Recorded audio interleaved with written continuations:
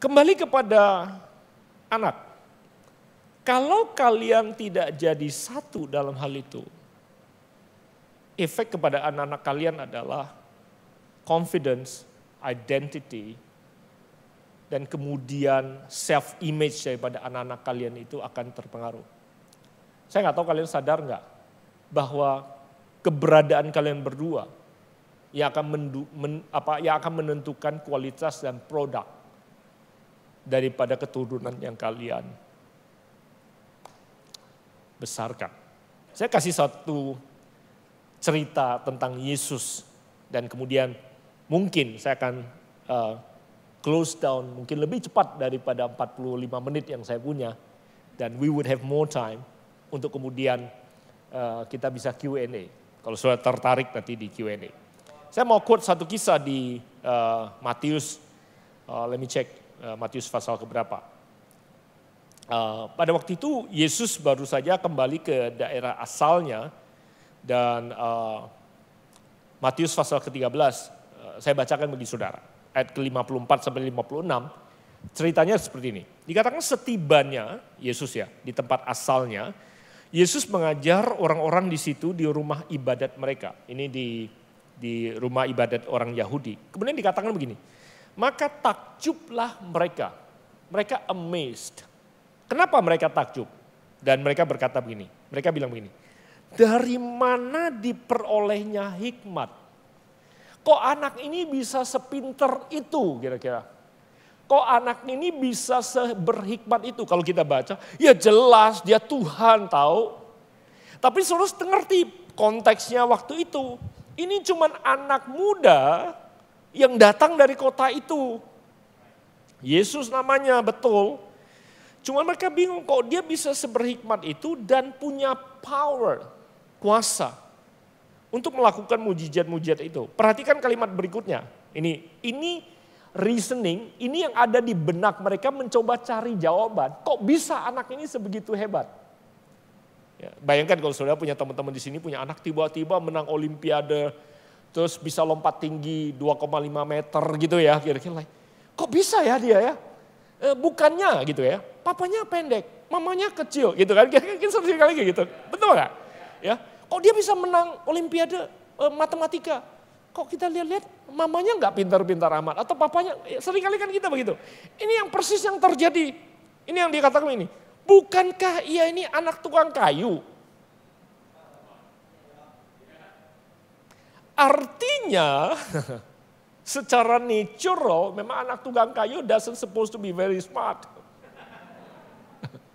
Enggak seharusnya pintar-pintar amat. Bukankah ibunya bernama Maria? Dalam kurung saya tambahkan. Itu loh yang dulu ngomong hamilnya. Bukannya dia hamil di luar nikah. Karena kalau mereka terima papanya itu Yusuf, berarti mereka masih berasumsi ini orang hamil di luar nikah. Betul gak saudara? That's the gossip. Yusuf pun waktu diceritain Maria kalau dia hamil, hampir mau diceraiin. Apa? Malaikat. Tuhan yang Roh Kudus. Ya kan? Sampai malaikat menampakkan geri, baru ya kemudian oke, dia diem.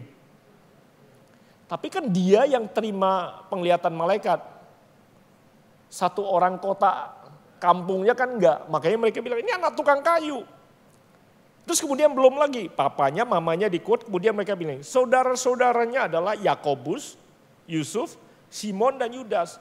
Ya, 4 cowok dan Yesus berlima. Bukannya ini 5 cowok yang satu sekolah sama anak-anak kita. That's the question. By the way, kalau Yakobus, Yusuf, Simon, dan Yudas masih jelas siapa papanya. Yang ini malah gak jelas siapa papanya. Bukankah saudara-saudaranya perempuan semuanya ada bersama dengan kita? Jadi dari mana diperolehnya semuanya itu? Saudara kepikiran gak apa yang terjadi dengan saudara bisa menggoncangkan seberapa besar saudara fondasi daripada kehidupan anak-anak saudara? Itu sebabnya terlepas dari apapun yang orang katakan berkaitan dengan, oh anak-anak saya grow happily walaupun saya dan papanya bercerai. Oh anak-anak saya survive kok walaupun kita dulu begini dan begitu. There's still the other side of the coin yang kita nggak pernah tahu. Masuk di akal saudara nggak? Karena ini dasarnya. Karena identitas seorang anak itu dibangun dari latar belakang keluarganya. Kalau ada anak yang arogan, kita seringkali bilang, ini anak sombong banget. Anak siapa sih dia? Karena kita suka telusuri secara jasmaninya.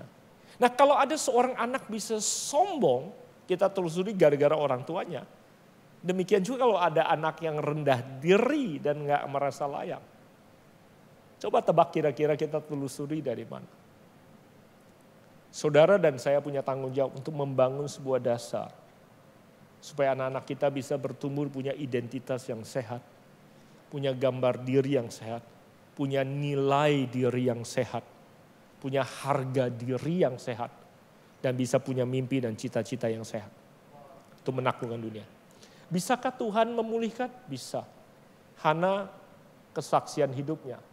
Sampai hari ini Hana gak pernah tahu siapa ayah kandungnya. Dia gak pernah tahu dia berasal dari mana. Bisa gak Tuhan pulihkan harga diri, identitas diri dan Tuhan pakai? Bisa. Tapi hanya karena Tuhan bisa bukan berarti kita semua bisa hidup tidak bertanggung jawab. Terus kemudian membiarkan anak kita, anak-anak yang Tuhan percayakan pada kita untuk kemudian struggle dan bergumul di situ. Makanya saya ingin tutup dengan ini, setelah itu saya berdoa dan saya mungkin serahkan ke MC dan kita masuk ke sesi berikutnya. Pada waktu Yesus dicobai, salah satu ujian yang iblis kirimkan atau iblis taruh kepada Yesus selain menguji identitasnya, kamu yakin kamu anak Allah? Selain identitasnya, yang iblis coba uji adalah rasa yakin kalau dia berharga di mata papanya. Yesus bilang gini, atau iblis bilang gini, coba jatuhkanlah dirimu, coba lihat apakah Bapa di surga menangkap kamu. Kalau dia peduli, pasti dia gak biarkan kamu terluka. Betul gak saudara? Salah satu yang membuat seorang anak aman dalam hidupnya adalah pada saat dia tahu that if something happen to me, somebody is going to come to take care of me. Nah, semua yang kita lakukan dalam kehidupan kita adalah sending message kepada anak-anak kita bahwa no matter what, we care for you.